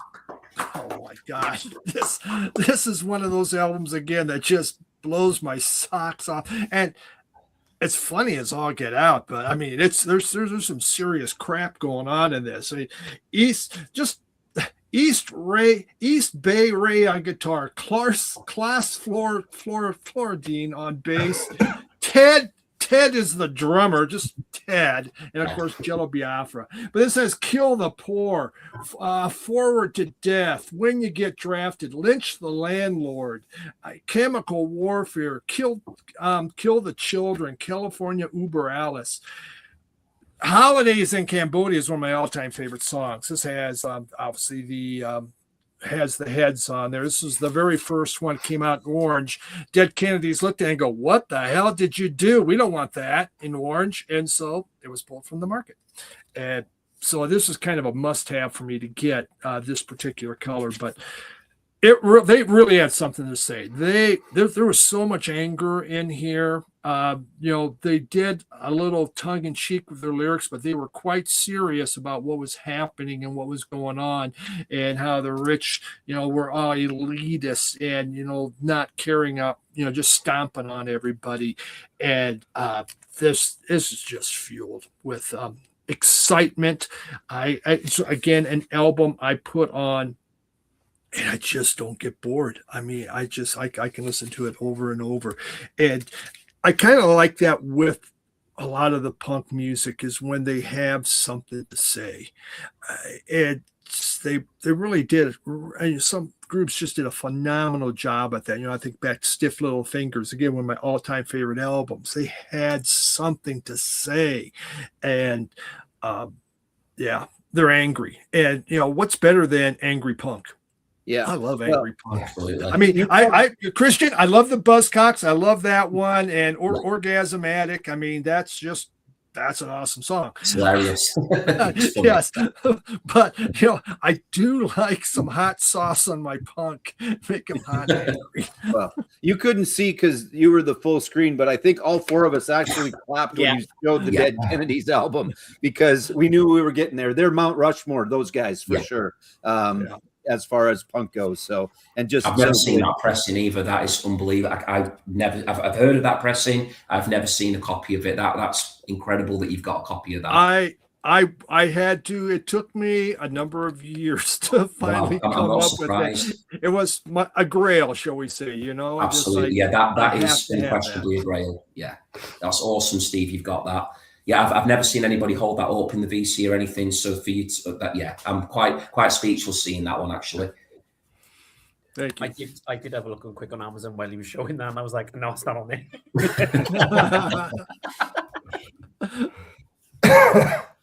I've actually got on Amazon, I've got a vinyl community list. So when anybody recommends stuff, I add it, like I like it, and then it goes into my vinyl list. Wow. And then what I do later on, I go and listen to it. I have a quick stream to see what it's all about. But then Steve shows something, it's not available. It's like this. So cool. I'm going to show a new pickup. Oh. So, pick this up in Pontypridd. Ian knows what this is going to be. Am I pronouncing this right? Is it Dirgy? Ian? I've always just said dirge. Okay, Dirge. We'll go with Dirge. Yeah. Pick this up. Took a bit of a risk on this one. There's the front. There's the back. Got to put my glasses on for this. Sorry, I can't see. Dirge is a French post-metal punk band formed in 1994 from the industry metal genre and punk, and were quite big in the 90s in France. So Wow, interesting. I've seen this cover before. I don't know if Ian showed it It's, somewhere, but it's so they've taken inspiration from Crass. Mm.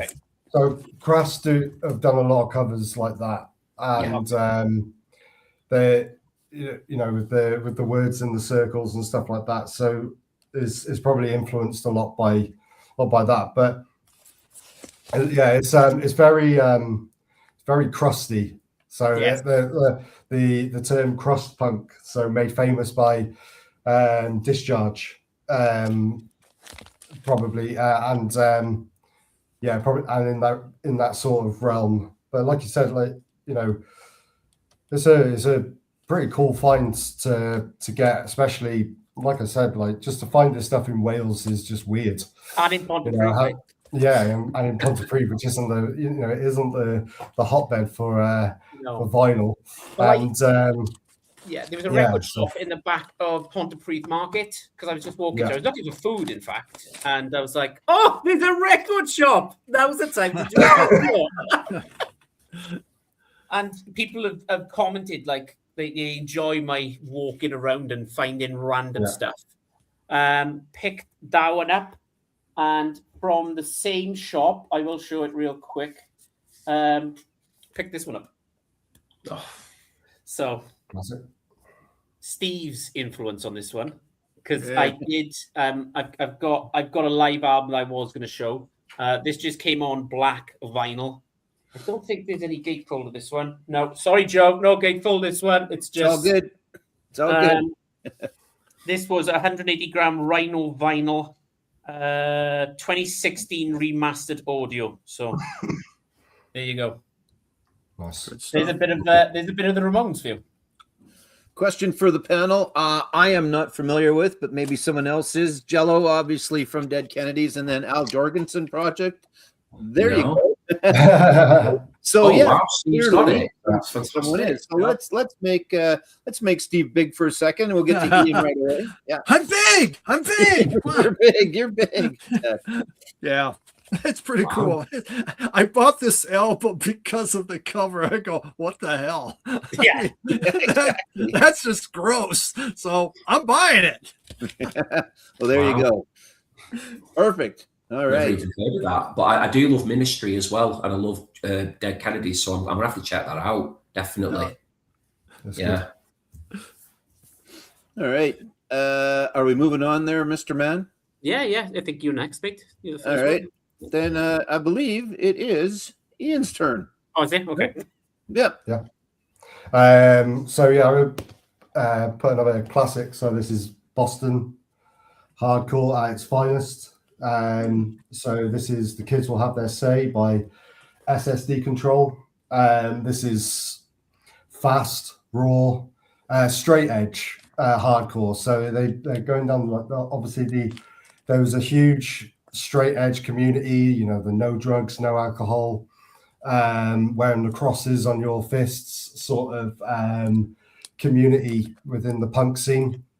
Now I like a lot of straight edge bands, like SSD Control and Minor Threat, and bands like that. But I never really. Well, I'm way out of that year, on that time scale anyway. So I appreciate it, but I do like my alcoholic beverages. So yeah, it's not.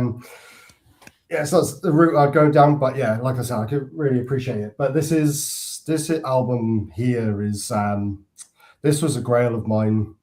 I know the term grail gets bandied around a lot, but this was like a proper grail of mine. And while I've been having my page on Instagram and stuff, I've formed like a pretty nice group of people that I've interacted with through DMs and stuff like that, that are involved in the scene now, involved in the scene, back then. And unfortunately, Al Baril passed away last year after a long fight with cancer.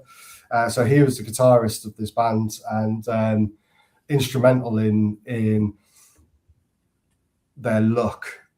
So he's actually the one wearing this jacket here, saying straight edge. He had a tendency to do a lot of like flying kicks in the air while playing the guitar, and looked very cool in his Nike Blazers. But I just happened to form like a really good chat with his wife on there last year, and she actually had stock in her in their loft space in their attic, and she asked if I'd be interested in this for a good price. So I was like, yeah, why not? That's amazing. Yeah, no, thank you very much.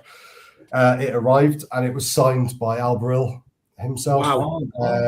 Nice. Saying like glue, like crew, and which is a line from one of the songs from their EP, Get It Away, which is their EP, second follow-up EP, which I think is better than this. But yeah, so yeah, I was proper buzzing to receive that, and yeah, it's now one of my most cherished possessions in my collection. It's not one that I think I'd ever get rid of. If something like that happens to me, I want to. It becomes very sentimental to me. So yeah, it's one that I will cherish for a very long time. Well done, mate. Definitely a keeper, that one. Thank Beautiful, you. that. Yeah. Cool. And then there's more meaning behind that album for you, obviously, because you're getting it directly from his wife. Yeah, which Of is course, really yeah. special, Yeah. You know. Yeah. So cool. Very cool story. Well done. I'll have to check it out. I'm writing as we speak. yeah. Chris is going to have another long list after today. That's okay. Yeah, what when's we're here payday? When's payday? for. You know, I keep telling you it's cheaper than cocaine. Right. Okay. Whose turn is it now? Is it Christian's turn? I can't remember. Steve's? Joe. Christian. Joe? Oh, sorry. Joe. I've left him out completely. That's all right. I'm doing really good at keeping track here, so we're doing well, okay? He did pretty good. He got it. He got there eventually with a little help from his friends, but that's all right. So, yeah, let's go with a couple of we'll do two at a time here because we'll go a couple Canadian. I actually all the stuff I pulled was Canadian, so this may mean nothing to anybody besides me and Work Dog, who's also from Canada. But we'll start off with a band out of Hamilton, Ontario. And that is Teenage Head. Now, I think maybe they are well enough known that they might have gone maybe across the pond, possibly, not sure, maybe into the States a little bit, but they've got a little bit more of a rockabilly feel to them, but they are still considered punk royalty here in Canada. Again, the speed aspect falls into it a little bit, but Let's Shake, I'm sure maybe some have heard that one, but there's a whole bunch of other stuff on here, really good. They're on the Attic label, the Canadian classic Attic label, but Teenage Head out of Hamilton, Ontario, Canada, really good stuff. Check that one out. Frantic City, Let's Shake, look for that song specifically. And then DOA, the Northern Avengers. These guys are fantastic. They are out of Edmonton, if memory serves me correctly. And these guys would be probably the godfathers or the grandfathers. They're either the grandfathers or the godfathers, and Teenage Head is the other. As far as punk goes in Canada, for the most part, not completely, but we'll give them that classification for right now. But really good. I think maybe maybe most will know there's a song called The Hockey Song by a Stompin' Tom Connors, which has nothing to do with punk in any way, shape, or form. But there's a song on here called Donnybrook, which is the punk version of the hockey song. Sometimes they'll play that instead of the Stompin' Tom, which is more of a traditional folk song. But good stuff. DOA out of Edmonton, Alberta. I believe Edmonton, Alberta, Canada, Saskatchewan. Good Lord. Anyway, not that it really matters where they're from specifically, but just good stuff. So look them up. DOA. This is, I think, maybe their 4th out of 7 albums that they put out. Maybe still doing stuff. Joe Shithead is the lead singer, or one of the lead singers anyway, and good stuff. So check out DOA if you get a chance. Chris, write them down, my friend. DOA. Yeah, I'm gonna have to rewatch this again. I can't keep up with Teenage this. Head. Teenage Head's really good too. I feel like I've heard of DOA before. Yeah, maybe. I mean, I've shown them before on stuff for sure, but Right. they might have had a little bit of a following. So Warpig is saying to you, yes, yes, dude. I know the manager for Teenage Head and Forgotten Rebels. Teenage Head was more punk live. yeah, that's a fair statement. Where if you saw them perform, it was a little bit more of a punk show than maybe then, especially that one single, Let's Shake, lends itself to. But good stuff, and certainly fall into the right category. So Cool. I'm learning stuff. See, I love this. I'm learning stuff. It's costing me a fortune, but I'm learning stuff. Yeah. Who said learning was cheap, Chris? Right. No. Exactly. Yeah, I was going to let the cocaine slide, but I think most of these artists and bands we're showing tonight were highly influenced, shall we say, on certain substances. I can't even get my words up. But yes, it's, would the Sex Pistols be where they were kind of thing, without the drugs? So it's kind of, it's cool. I'm loving this tonight. I'm absolutely loving it. Being as we've gone, last one was Joe. There's a little promotion that I want to cover with Joe this evening. Joe, do you want to explain to everybody what it is?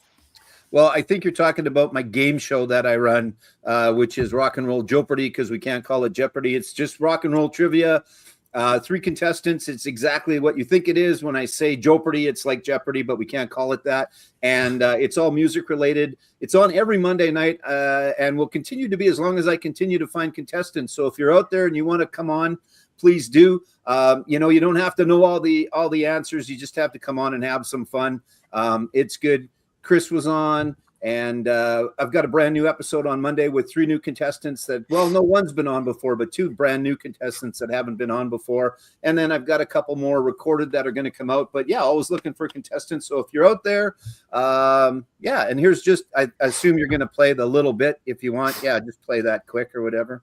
So there's no doubt that this is one of the most recognizable boy bands in pop music. The biggest hit they had on the Hot 100 is Quit Playing Games With My Heart, which reached number 2. Monica. In Sync. No. It's the other one. Daryl. Backstreet Boys. It's the one. It was one of them. Not really. There was only 2, but yeah, it's the other one, kind of. So The other boy band.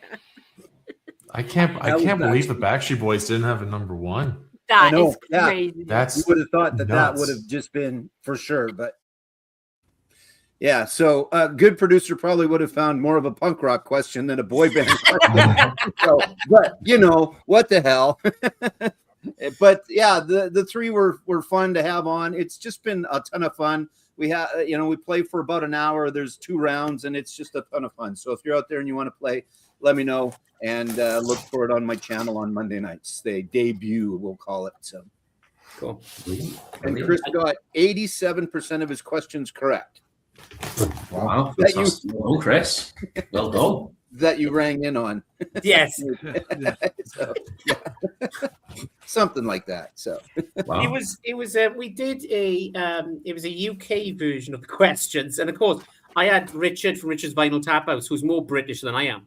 So that's right. Yeah. he was kind of better than I. Anyway, watch it. It was a lot of fun. I think at one time Joe was like, "Is your buzzer working?" I'm like, "Yeah, I just don't know the answer." You have to actually push the buzzer, mate. Yes, have at her. But anyway, thanks for letting me promo it, and it's a ton of fun. So, Cool. Right. Yeah. I think is Christian, or was it? I Christian. can't- Yeah. Okay.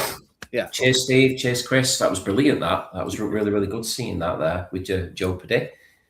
So yeah, I've got another album coming up, another studio one. So tonight we've already discussed or covered like the Pistols and the Clash, but I feel that the sort of the Trinity in UK punk, the other piece of that triangle, so to speak, would be the Damned. Yeah. So this is Damned by the Damned. Brilliant album.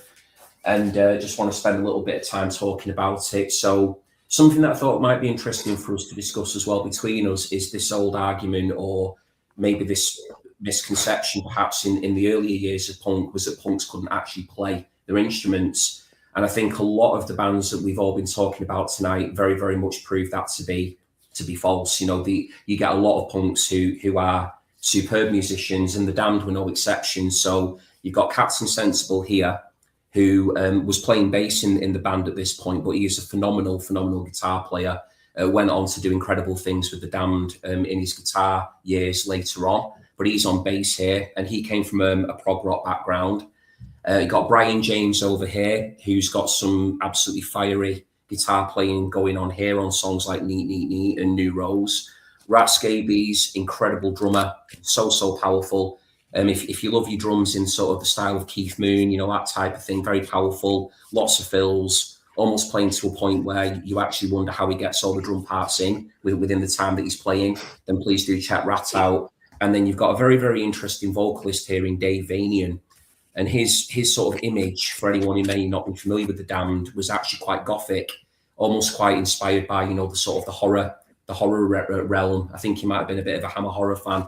And I've always wondered whether Dave Vanian and Lux Interior ever got together over the years and had a chat, because I feel that Dave and Lux might have been kindred spirits when it came to maybe trading notes on how to be the frontman of a band.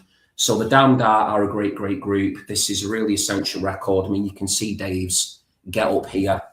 I mean, you can see there with the white, the white makeup on and the black lips and everything. They really were a motley crew in terms of looking at them. They didn't really have a cohesive style. I mean, you've got the captain over here with a dress on, and he usually had a beret on as well. You've got him looking cool as anything. Looks like he might be in the MC5 or something over here, and then you've got Rat at the back. So they looked visually very arresting, but they didn't sort of look cohesive. And musically, this goes all over the place. You've got a great cover of "I Feel All Right" on here, which was the Stooges songs on here. Stab Your Back, he's just repeating the word stab your back over again for about a minute. I've already mentioned Neat, Neat, Neat and New Rose, which are two essential punk anthems. Fan Club is brilliant as well on here. So I do think that if you are looking to continue to acquire essential UK punk albums, then please do not pass up on Damned by the Damned. Yeah, Chris, if you haven't already, write that one down. Yeah. For sure. You need that one, Chris. You 100% need that one. Yeah. That one took me a long time to find an original too. In the US, it just wasn't around. And man, I searched and searched. Finally I found it. And they go, again, it's like it's one of those albums, isn't it? It's just, once you've heard it, it's like wow. And it is very rough, it's very raw. I should mention actually, just of interest, I didn't mention that, apologies. This was actually produced by Nick Lowe. Nick Lowe, the famous sort of power pop pub rock songwriter, who was in like Brinsley Schwartz, and obviously had a very successful solo career, but he did produce this, and it does sound very rough and very ready.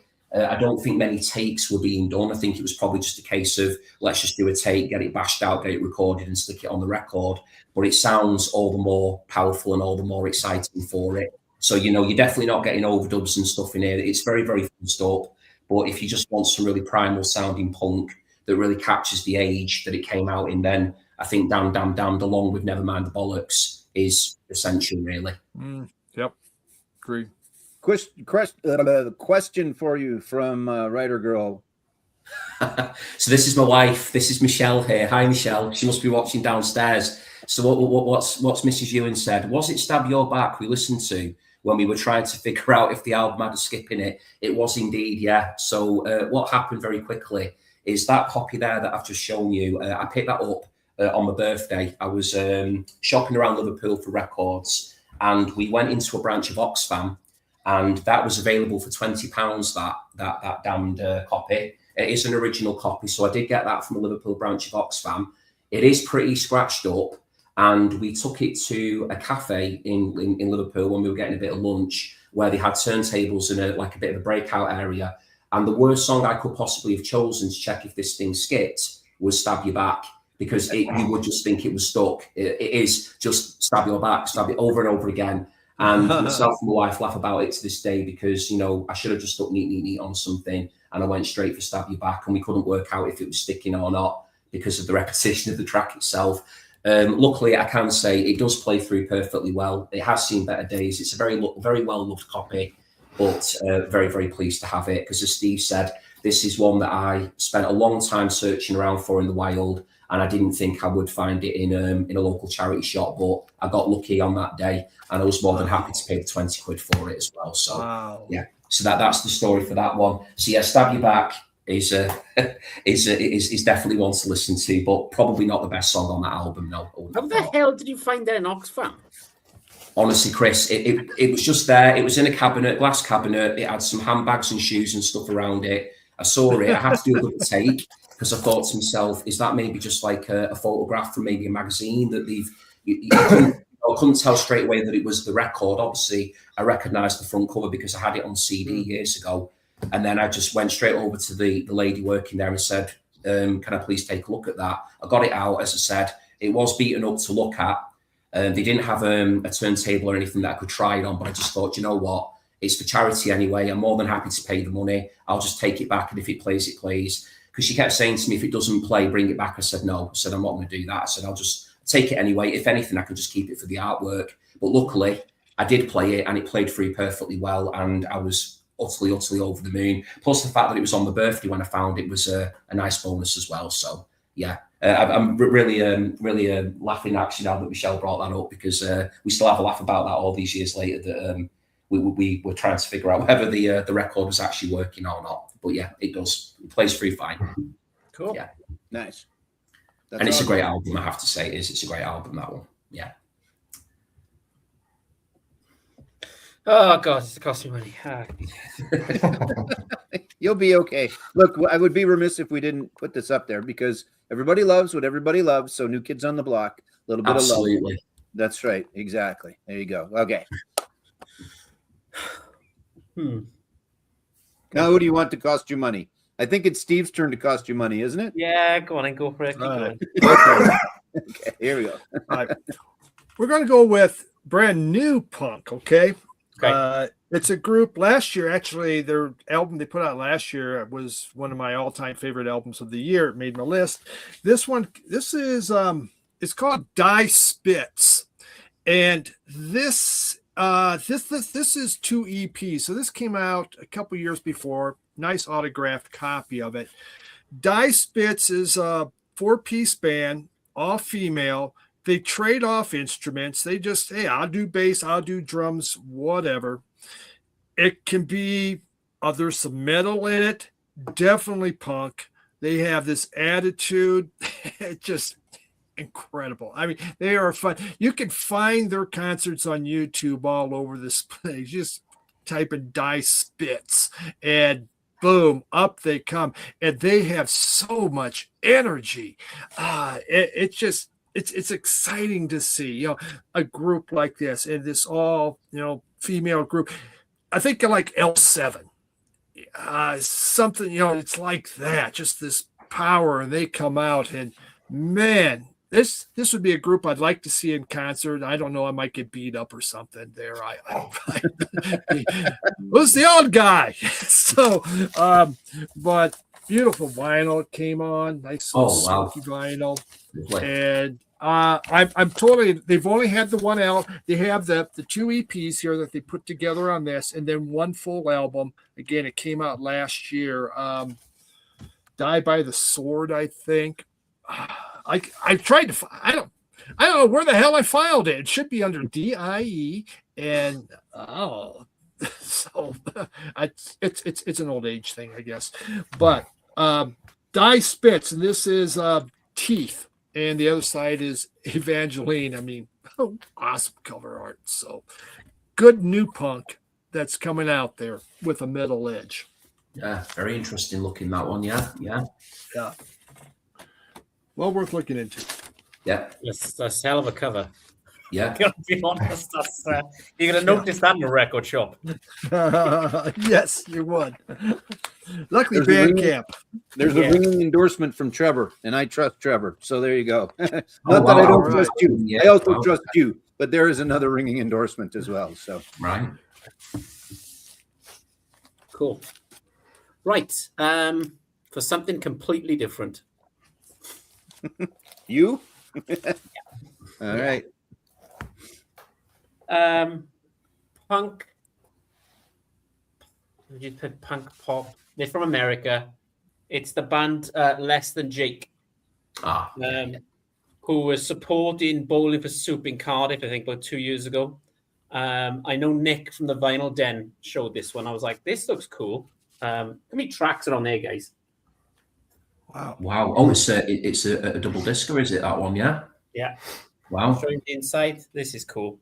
Like a cartoon effect going on. Yeah. And inside of this, you have got. I'll show you. So there's booklet.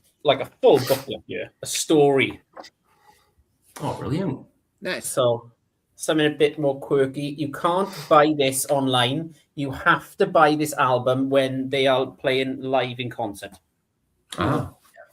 So, right, let's do a quick quiz then, because I love doing this. Right, guys, what color vinyl or splattered vinyl do you think this came on? Pink. Red, Ooh. red and I was gonna blue. say pink. Green. Red and blue. Orange. What did you say, Chris? Pink. Pink. Okay. Oh no, I said green. Sorry, I was going to say pink. No, sorry, I think Joe said pink. I'll go for green. I don't want to take Joe's answer. Yeah, green. Oh wow, Was. Kind So- of pink. This is pink and yellow. pink My and yellow. lighting is crap. That's the first side. So they say that down as cornetto color.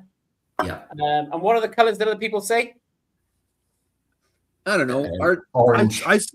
Oh. Blue and red. There we go. There you go. Yeah. I like that. That's- That's- It's really cool. Very American punk, 2000s era. But yeah, I love it. That's the kind of album you don't put that on a Sunday morning. Because I put it on a Sunday morning and Liz has come in, for the love of God, turn that down. The kid's still in bed. So Looks amazing. great. They were amazing live. Absolutely brilliant. They kind of they come out about the same time as kind of well, not Blink, but like Sub 41 and those kind of bands that came from America. Didn't make it massive in Britain, but kind of you kind of knew who they were, because at the time Ian and Chris will tell you Kerrang TV was like kind of it was massive. And they were constantly on there. But yeah, it's the pressings are just outstanding. I love the way they put on you as well. So they put on you, they're supposed to be pink and yellow cornetto, which I think of an ice cream. It says limited to 1,000, but it doesn't tell you what number this is. It's number one. So the hype sticker is a bit condescending. Yeah. So, yes. You can't get more punk than a bit of condescension, though, can you? That's right. Yeah, exactly.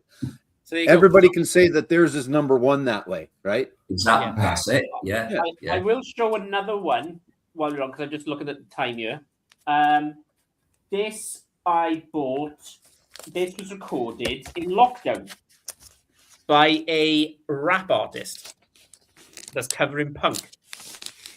Oh, okay. Does anybody recognize this cover at all? Post Malone. Post. Yes, it is. Oh, It is bravo, Ian. Post Malone and Travis Barker covering Nirvana.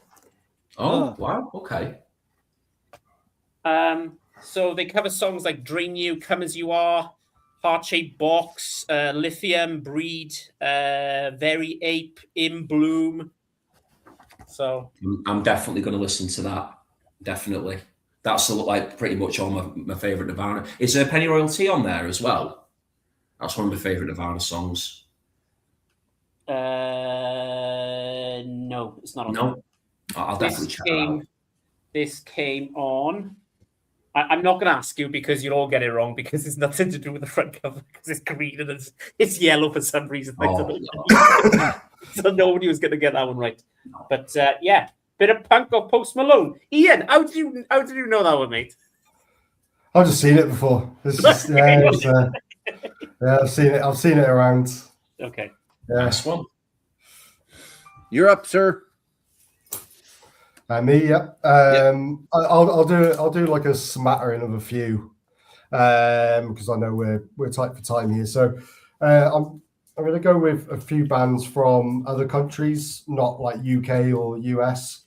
So I've been over the last 2 years or so, I've been really trying to branch out and see all the stuff from other countries and like a lot of like non-English speaking like punk bands as well, which like musically they're just great, even though I can't understand really what they're saying, but musically it's they sound perfect and right up my street. So I've got a classic one here, the Kids from Belgium. These actually sing in English, but this is a great sort of late 70s punk record, which I definitely recommend. Gauze from Japan. This is an album called Fuckheads. Sorry for swearing. Yeah, this is brutal as they come when it comes to Japanese hardcore. Japan have got some of the best like hardcore punk bands out there. Negazione from Italy. Again, another incredible hardcore punk band. Got quite a few albums of theirs in my collection, and they're all really different. Kind of slow their tempo down as they go for as they go later on in their career. But yeah, each one is just it's just brilliant. This one, yeah, all in Italian, but like a really, really good record. And this one's a new band following this is Italian as well, from Milan.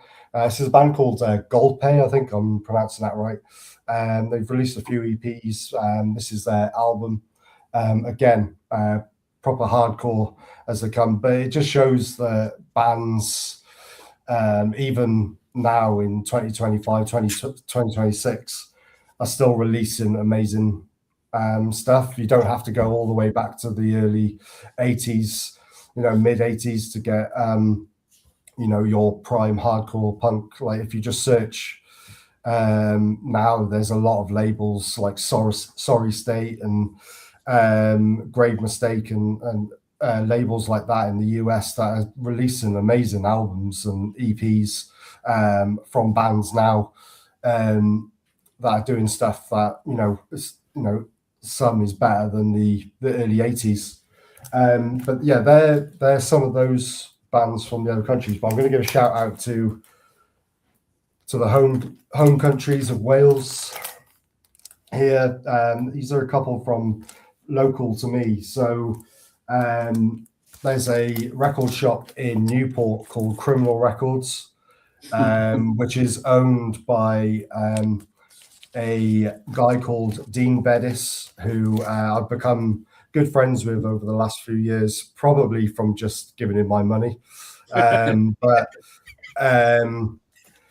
we've formed quite a good relationship to the point of he lets me know when some good stuff's come in, or he's even passed me, stuff for free, and these are 2 records that he's passed me for free. So this is of his own band called Cowboy Killers. So Cowboy Killers were a band from probably the early 90s. And they released a few albums, but this one I always love the cover art of this one because it just reminds me of the mascot for Circle Jerks, doing sort of like a punk skank dance. So but this one he gifted me, which was really nice of him. So Cowboy Killers actually supported a lot of bands, and one of those bands was Green Day in 1992 on Green Day's Kaplunk tour when they came to Newport. So he's got a funny story. Tell him the story. Tell him the story. Tell him the story. Yeah. Go on. Tell him the story. He's got a funny story of when Green Day stayed at his house. When they were touring over Christmas time. So it's a few days before Christmas, and they all slept in sleeping bags underneath his Christmas tree because they needed a place to stay. And he basically, after the gig, said to them, "Right, boys, I've got work in the morning, so you need to be quiet. So call it a night here. No partying, no messing around. I've got work in the morning." About 3 o'clock in the morning, all he could hear was banging, shouting, music playing really loud. And if you know Dean, Dean is a collector in old-time war memorabilia. So he came down the stairs with a samurai sword and was waving it about as a threat of basically, right, you need to keep the noise down. And he just had the 3 teenagers of Green Day jumping around, not knowing what to do in their sleeping bags. And the brilliant thing about this is if you ever read like a Green Day autobiography or anything like that, they will always mention this time when they came to Wales and their crazy guy with a samurai sword was threatening them to keep the noise down. So it's pretty cool that they still mention it to this day. It is and this is a compilation of punk bands from that sort of scene that I was talking about earlier. This is called Bull Sheep Detector, which is a play off the Bullshit Detector compilation that was brought out on Crass Records. But yeah, it's a really, really nice copy. If you ever come across it, I recommend picking it up. Brilliant. What a story. Wow. Yeah. Yeah. And you never have to apologize for swearing, because the fact it took us an hour and 48 minutes to get to one F-bomb on a punk show is actually a little depressing. So there you go. I don't know if we're doing it right at this point, I guess. But so, yeah, no, that's awesome. That's great. That's great. Okay, we'll go to the next one, Joe. Sure. I guess that's me, right? Fine. All right, let's finish it off. I was going all Canadian, so you mentioned them earlier, but I think that you called them American, but they're actually Canadian, and that is Sum 41 and, Fat Lip back to those days. So again, they fall into that category of, a little more poppy punk or whatever, but I'm good with all that. I'm good with the Green Days, the Offsprings of the world. Actually, I saw them open for Offspring a couple years ago, and they were fantastic. No more, unfortunately. They finished up. They said, this is it. This is the last tour. But then millions and millions of other bands have said that as well, so we'll see if that in fact happens or not. Yeah. These guys are out of Toronto, a band called Gob. And I actually had someone comment when I showed this in a video, why the hell did you show that? That picture's gross, but it is. And I get that. But I think that's the point. Foot in Mouth Disease, they're good. I think they've got about 6 or 7 albums out there. This is their 3rd or their 4th in the catalog. But decent, again, out of Toronto, Canada. Good stuff. And Billy Talent, I mentioned them earlier. These guys have been around for a long time. Their lead singer's got one of those voices that you either love or hate. I love it. It's good. They put on a fantastic show all the time. I've seen them a number of different times. They always have great bands opening for them. I saw Against Me open for them. I saw the Cancer Bats, which is another one I wasn't going to show, but I'll show it quick. They opened for them. Alexis on Fire has opened for them. So They are fairly big. They're one of those bands that are big in Europe as well. Sometimes they didn't necessarily hit in the States, but they hit a little bit bigger overseas. So good stuff. Billy Talent out of Winnipeg. Winnipeg? No, they're not Winnipeg. That's propaganda. These guys are, I can't remember, Hamilton, I think. Hamilton or Toronto or Montreal or somewhere down east. It's a big bloody country. It's somewhere direction is all I've got for you at this point. So, but good stuff. There's lots of great Canadian. Again, those are all more along the lines of the poppy punk, if we're going to call it that. I don't know what the proper term is, but you know, where it's not the hard driving, it's whatever. It's got a little bit more going on, and I recommend checking them out. They're all very good. Green Day. No, they didn't. Nobody opened for Green Day out of that group, but I saw some 41 a lot when they came to Cardiff 2 years ago. They were amazing. Yeah, they were really good. Yeah, them and the Offspring. So if you can imagine that as a opening act for the Offspring, it's along the lines of that. If you're not familiar with them, and Fat Lip is the single that probably got a little bit of airplay everywhere, but that's probably the best album they've ever done, isn't it? That one. That's probably. Does This Look Infected? The one right after was pretty decent as well. Yeah. But yeah, that one was pretty good. I trashed my own house party because nobody came. Is a famous line from one of their songs, so it's good stuff. Cool. Yeah. Well, I think a lot of those bands got lumped into nu metal, didn't they? As a genre. Do you remember like nu metal? That was like a tag that went around for a while, wasn't it? Yeah. I think like Offspring and all those groups kind of got lumped into that with groups like Limp Bizkit and Papa Roach, and they were all sort of around that time, and I think they just all got chucked in together, really, didn't they? But you definitely had poppier ones, poppier punks, didn't you? Really. Yeah. Okay, we'll go to Steve next. Steve, over to you, mate. What have we got next? Oh, okay. One more. All right. Let's just show my favorite punk album cover of all time. The Angry Samoans. Oh. Nice. Nice. I mean, what more can you ask for a head being ripped off by something that looks like the creature from Black Lagoon? And this is a nice original from Samoa, the back cover. Oh, wow. And yeah, this is just, again, this is one of those that I had to search for. I had to have it. I was just like, oh God, this cover alone on there, and it's off of Bad Trip Records. Yeah, just classic 80s punk, the faster hardcore type punk. I'm no doubt they're out of California. It looks like it's made in California. But California just, man, they were going nuts with that that hardcore stuff. So fun stuff. Great album cover. It's always out front because it just kind of cracks me up. I don't know. I guess there's a violent streak in me. Yeah, never heard of that one. Looks amazing. Yeah, it's a good hardcore. Exactly. Right, Christian, bring us home, mate. Okay, very, very quickly. Got a couple of jam ones here. Both came out in 77. Wanted to mention them because, as I mentioned earlier, they got me gateway into punk through my brother. So thank you, Joseph, for getting me into the jam. Here's my copy of Nevermind the Bollocks. So I think a few of us have obviously shown it already. This is my copy of it.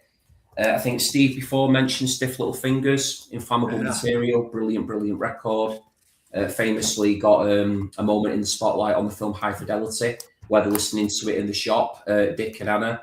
And I think somebody overhears it and they say, is this the new Green Day album or the new Green Day record? And they're actually listening to Stiff Little Fingers. And then Stranglers, they're more on the poppier side. Ratus Norvegicus, brilliant album. And then just two more here. Here's another pop punk one. Got the Undertones here with their self-titled debut. That's a Portuguese pressing. So it's got an alternate sleeve to the typical cover that's out there. And then finally, a little bit of art punk to finish. This is Wire with Pink Flag. So if you like your songs short and angular, very arty, quite cerebral lyrics, they're a really great band as well, Wire, Pink Flag. That, for me, is another essential record to get in your punk collection. Dang, Christian, I had every one of them lined up here. Oh, I'm joking. Sorry, Steve. No, that's great. I mean, that's fantastic. It's just like, yes, that's the best of the We're in alignment. We're in alignment. Yep. Cool. Steve, do you want to give your podcast a quick plug that anybody doesn't know? I'll put a description below for all the channels. And well, thank you.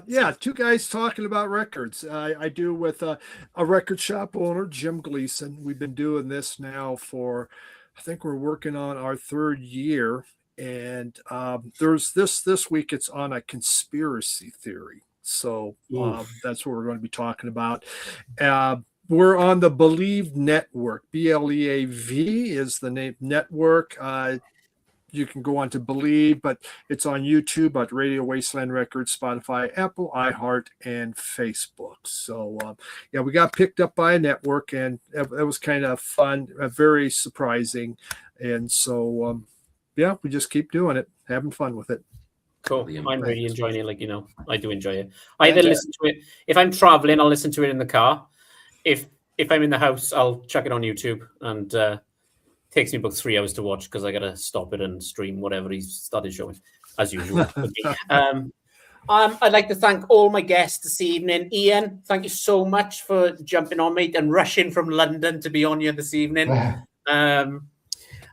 Steve, as always a pleasure to have you on, mate. Absolutely love having you on. Christian, thanks again for coming on, mate. Really enjoyed. Good selections tonight, mate. You impressed me. I was like, I thought Steve was going to cost me the most money, but I think you may at this point. And then my co-host, as usual, Joe. Thank you so much. Really appreciate it, mate. Joe's doing a quiz. If anybody's interested in doing it, I'll put a description down below so you can check it out. I'd like to thank everybody's left comments. Everybody's going to watch this later. I do appreciate it. Just before we go, thought I'd mention him. Concert buddy. Greetings, boys.